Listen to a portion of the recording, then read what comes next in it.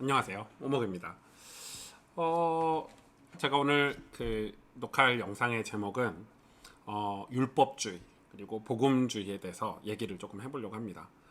지금 코로나 시국에 뭐 여러 가지 할 얘기가 많긴 한데 그거를 이제 여러분한테 전달할 만한 어떤 자료를 논리적으로 정리할 시간이 없으니까 뭐 그거는 저 대신 정말 좋은 분들이 많이 뭐 유튜브나 뭐 좋은 이 SNS나 이런 데서 올리고 있어서 여러분 그걸 참고해 보시면 좋을 것 같고, 제가 이 율법주의를 이번 주에 말씀 사경회를 오늘부터 하는데 준비하면서 제가 새롭게 조금 깨달은 바를 여러분하고 좀 나누고 싶어서 이렇게 방송을 켰습니다.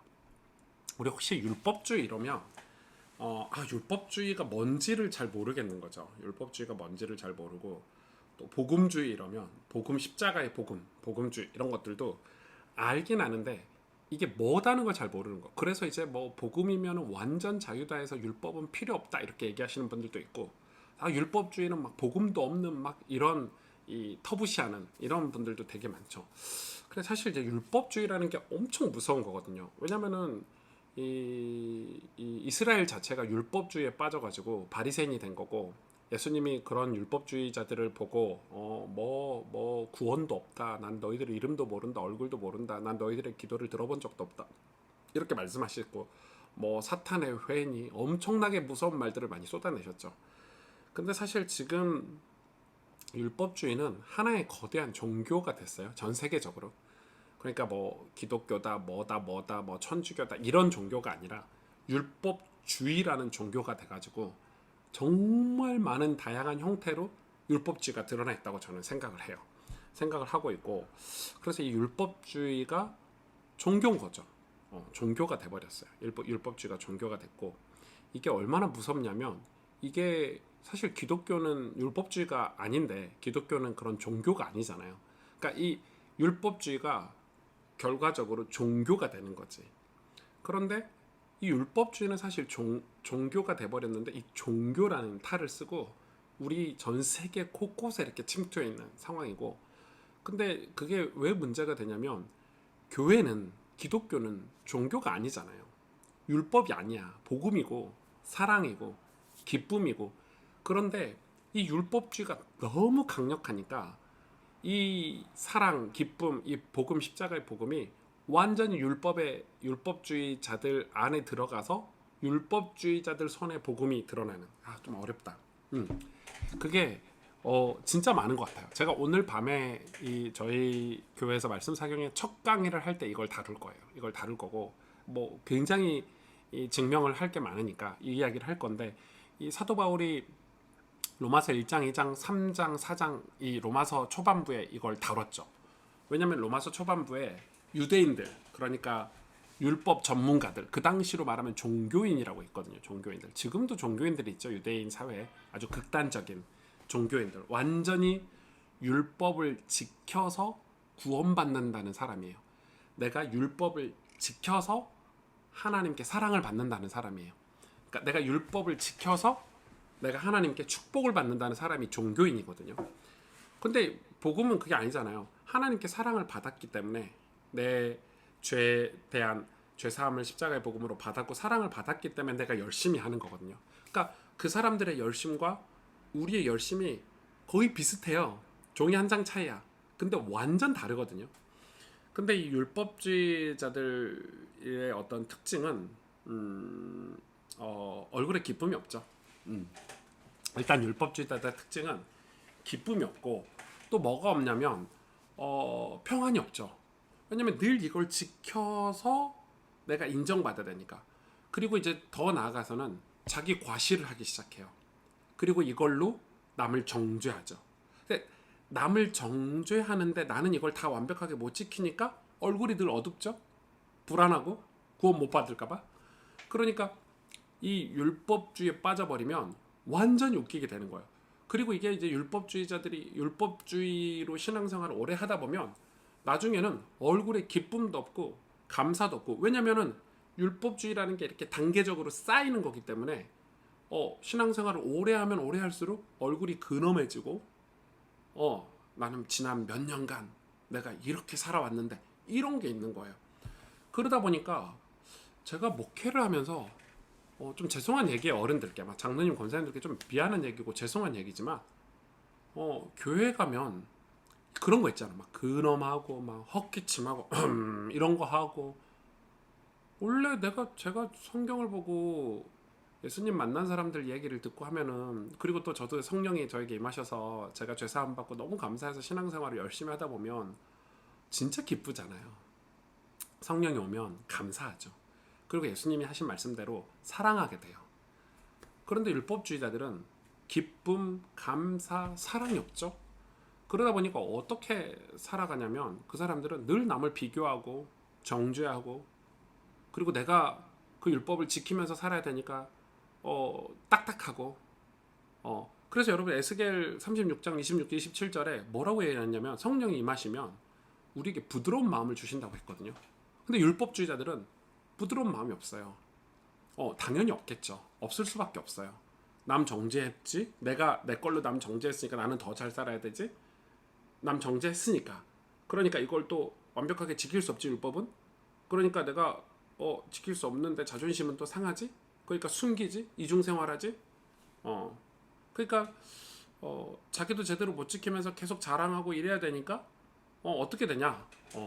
계속 의로워질 수 있다고 생각하는데 의로워질 수가 없으니까 좌절하게 되고 그래 나중에는 위선이 되죠. 위선.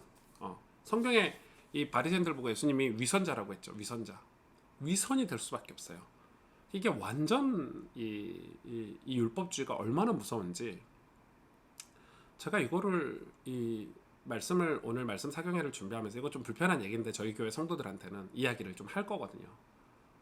그런데 이거 어떻게 하지? 이런 생각이 되게 많이 들어요. 근데 사실은 한 개밖에 없어요. 길은 우리가 진짜 기쁜 소식 대신 예수 그리스도를 실제로 만나는 거죠. 이 교리가 나쁜 건 아니에요. 이 뭐 이신칭이라든지 어떤 성경의 중요한 핵심적인 교리들을 가지고 우리 신앙을 지키는 게 맞아. 근데 이 교리 자체에 빠져버리는 그러니까 율법주의자가 돼버리면 뭐가 없냐면 사랑도 없고 평안도 없고 감사도 없고 늘 교만하고 오만하게 되죠. 그러니까 하나님께 매일 그 십자가의 사랑으로 은혜를 받으면 나를 늘 갱신하잖아요. 나는 부족하고 연약한 사람이야. 사도 바울이 그랬잖아요. 나는 죄인 중에 괴수라고. 그게 사실은 복음적인 삶이에요. 그래서 내 안에 죄의 찌꺼기들을 씻으면서 사는 삶, 그리고 그러기 위해서 예수님을 바라보는 삶이 은혜의 삶이에요. 그건 율법주의자가 될 수가 없어요. 은혜를 받은 사람은 율법주의자가 될 수가 없지. 이게 이제 우리 성도님들이나 많은 목사님들이 이게 구분이 안 되는 거예요. 왜냐하면 율법주의가 너무 강력하게 우리 사회 곳곳에 우리 종교의 그런 탈을 쓰고 교회 신앙의 탈을 쓰고 다 자리 잡고 있기 때문에 그러니까 이 유대인들이 엄청나게 오랫동안 율법을 지켰잖아요. 그런데 여러분 유대인들 때문에 예수님 믿는 사람이 있어요? 없죠. 없어요. 왜냐하면 이방인들을 개 취급하는데 유대인들은 이방인들 보고 개라 그랬어요. 개. 구원 못 받는 개. 근데 하나님 그래서 유대인들이 열받은 게 예수님이나 사도 바울한테 열받은 게 그 이방인들이 너네들보다 더 율법을 잘 지켜. 너네들보다 더 하나님 사랑하고 더 사랑받아. 이러니까 이 유대인들이 바리새인들이 열이 받아가지고 십자가에 못 박혀 죽이고 막 바울 핍박하고 이렇게 한 거거든요. 그러니까 진짜 은혜 받은 사람들은 아니죠. 은혜 받은 사람들은 내가 뭘 자랑하고 막 내 육신을 자랑하고 이러지 않죠. 진짜 아는 사람들은 더 겸손해져요. 모르기 때문에 교만하거든요. 알면 겸손해지죠.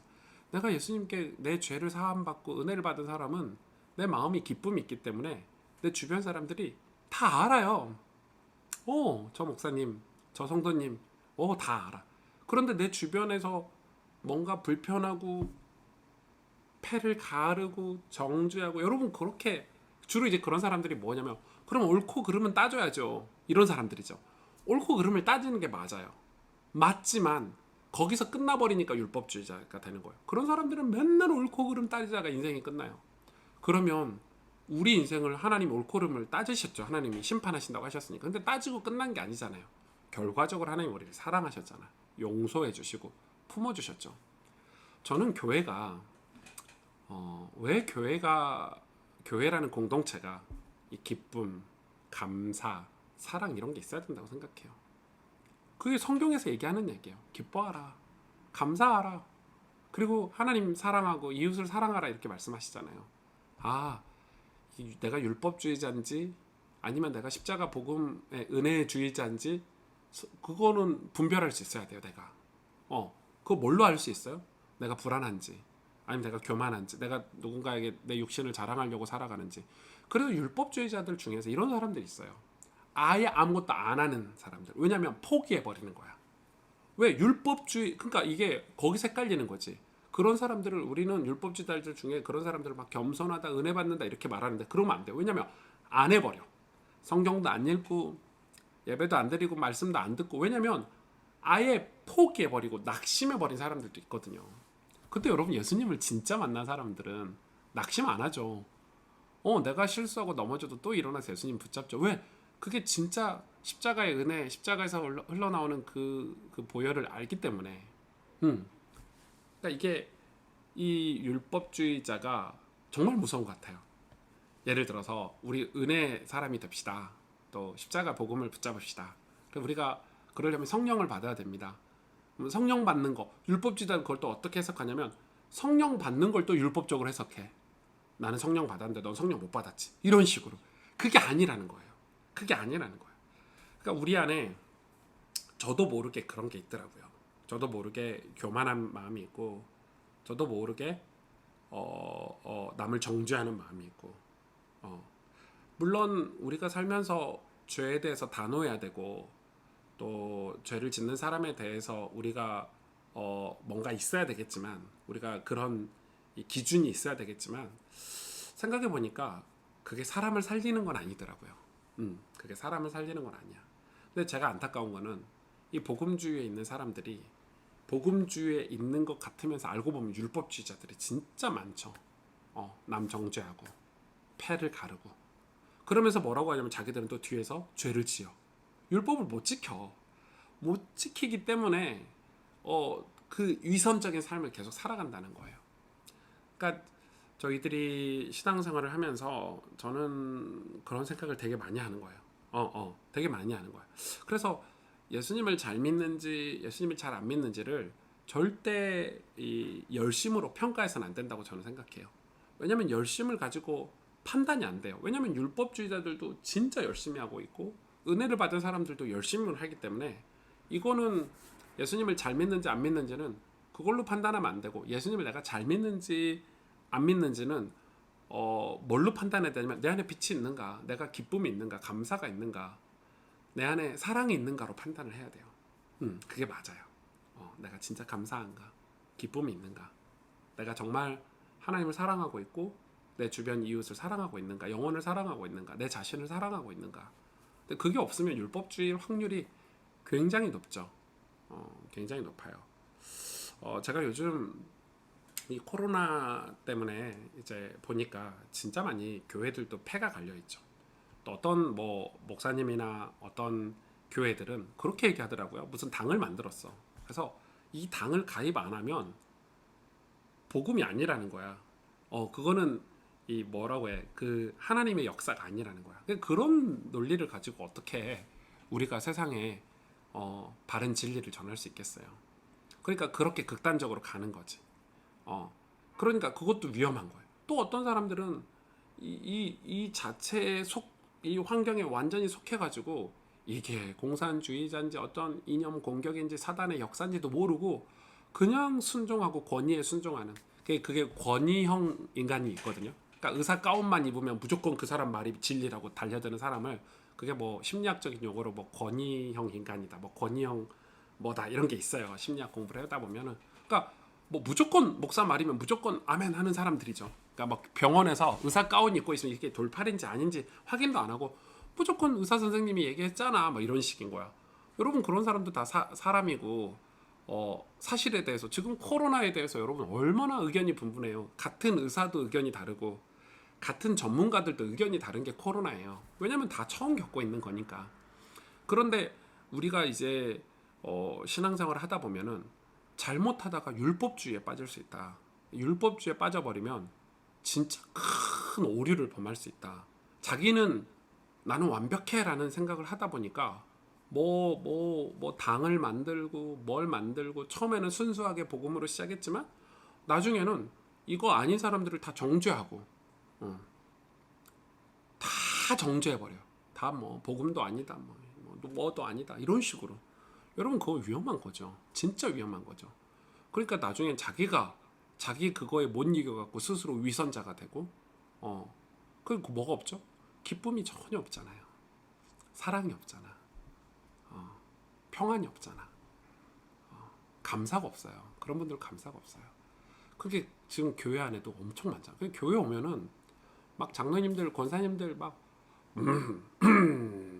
이런 거 있잖아. 그래도 새신자들이 왔는데 새신자들 가서 좀 섬겨주고 그들의 발도 좀 씻겨주고 손도 잡아주고 이게 어른들이 할 일 아니에요?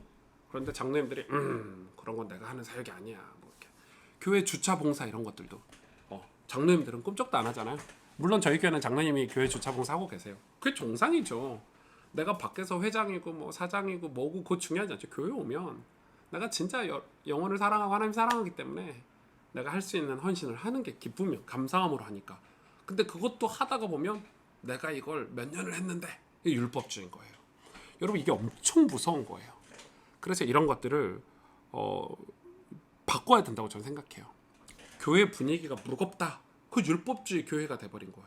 교회 분위기가 무거워가지고 막 서로 더 멀어지고 막 자존심 상해하고 막 뿌리 깊은 율법주의가 교회 안에 있는 거예요. 여러분 예수님이 그렇게 살라고 우리에게 십자가 복음을 주신 게 아니잖아요. 우리 보고 그렇게 살라고 그런 교회 분위기 만들라고 하나님 우리에게 이 예수 그리스도의 은혜의 복음을 주신 게 아니잖아요, 여러분. 아니잖아요. 그래서 정말 저는 이걸 바꿔야 된다고 생각해요.